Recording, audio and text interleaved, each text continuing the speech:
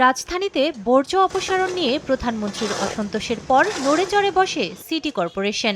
ঈদের তৃতীয় দিনেও রাজধানীর বিভিন্ন স্থানে দেয়া হয় পশু কোরবানি। সঙ্গে সঙ্গে শুরু হয় বর্জ্য অপসারণের কাজ। হাতিরঝিল ও আশেপাশের এলাকায় চলে পরিষ্কার পরিচ্ছন্নতা কার্যক্রম। ডিএনসিসি বলছে ৩ দিনে ১৮,৩৪৪ টন কোরবানির বর্জ্য অপসারণ হয়েছে। কাজ করেছে প্রায় ১৬,০০০ পরিচ্ছন্নতা কর্মী। ১০টি পশুর হাটের ৪টি সম্পূর্ণ পরিষ্কার করা হয়েছে, বাকিগুলোতে কার্যক্রম চলমান। প্রতিটি জোনাল অফিসারের সহযোগিতায় আমরা মোটামুটিভাবে ইনশাআল্লাহ ঢাকা উত্তর সিটি কর্পোরেশনকে বর্জ্য অপসারণ করতে আমরা সক্ষম হয়েছি। তবে রাজধানীর বাইরের দৃশ্য একেবারেই আলাদা। নেই পশুর কোনো বর্জ্য বা অন্য কোনো আবর্জনা। লাইফবয় কিনে কল দাও টোল ফ্রি নম্বরে, আর এক নিঃশ্বাসে গোল বলে জিতে নাও ফিফা বিশ্বকাপ 2026-এর এক্সক্লুসিভ পুরস্কার। ৬,০০০ মেট্রিক টন বর্জ্য অপসারণ করে চমক দেখিয়েছে চট্টগ্রাম সিটি কর্পোরেশন।